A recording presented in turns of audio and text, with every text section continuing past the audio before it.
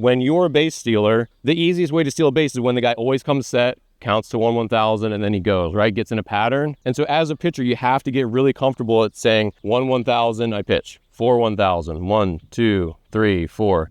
And then I pick. 1,000, then I pitch. 1,000, then I pick, right? So we're going to continue to move up. 2, 3, 4 second holds are important. So when I would get a runner on first base in a tight situation, do you guys know what 2 pitches in the count are the ones that runners steal on most frequently? Any guesses? Breaking ball is a good answer, but in the count, like 3-1, 2-0, 0-0, what counts do you think runners go on the most? Okay, some good answers. 3-2, there's the automatic steal, right? Depending on the situation, if it's where they might want to break up a double play, 3-2 makes sense. But for the most part, I heard good answers. The first pitch and the second pitch are the times that runners go most often.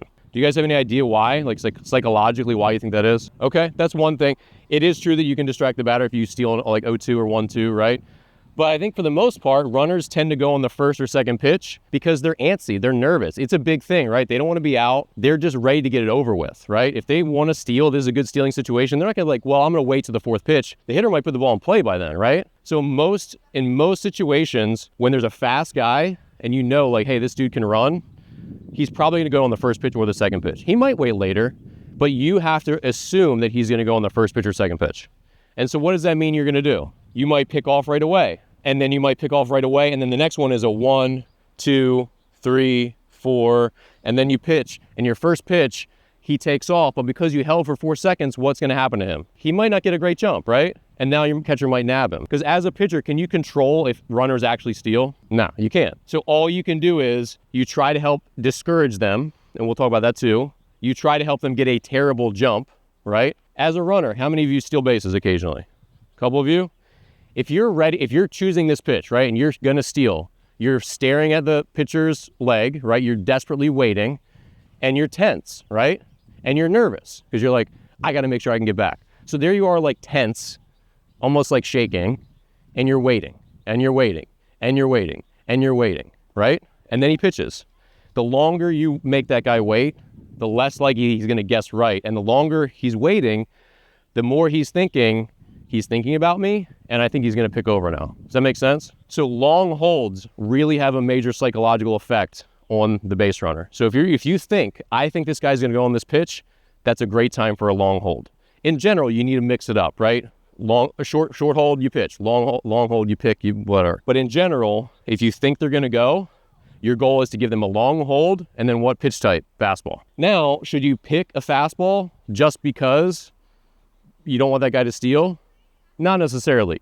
You need to call your game based on getting this hitter out, because that's the biggest thing. If you start worrying about them so much and changing what you're throwing, and now this dude hits a double, it doesn't matter anyway, right? So one of the concepts that we talk about when we're talking about holding runners is protecting your pitch, like an individual pitch, like protecting it. What do you think that might mean? Okay, that's a good guess, but it's actually like more theoretical than that. So protecting your pitches when you're going to throw a pitch that's good for them to steal on, that you don't want them to steal on. So like a curveball or a changeup or a slider. If I throw a curveball and he goes on that pitch, what's going to happen? He's safe almost all the time. If your catcher has an absolute cannon and you throw that curveball in the zone and he makes a beautiful throw, you might get him. But in general, you're probably bouncing a curveball if it's, 2 strikes. Curveballs in general break pretty hard, so they're usually pretty far down the zone. They're slower. The catcher's got to wait on it. It's just not an easy pitch to throw on. Would you agree? If I'm throwing a curveball and say it's 1-2 and he hasn't gone yet, and this is a guy that can steal and it's a good stealing situation, like that they're down for a run and no one out and he wants to get to second. If it's 1-2 and I'm throwing this curveball, I'm not changing the pitch I'm going to throw, but what I'm going to do is, all right, it's 1-2. I don't want him to pick this curveball. So what do you think I'll do then? I'll do a lot of long holds, right? I might hold so long that I eventually have to step off and they call time. I'm going to do another long hold and then pick to first, right? Then I might do a short hold and pick again. And then when it's time to actually pitch, I might do a really, really long hold. And then finally, boom, hammer in that curveball. Why would I do those things? What was my method here? Just to discourage him as much as I can. Really long hold and I pick. A short hold and I pick.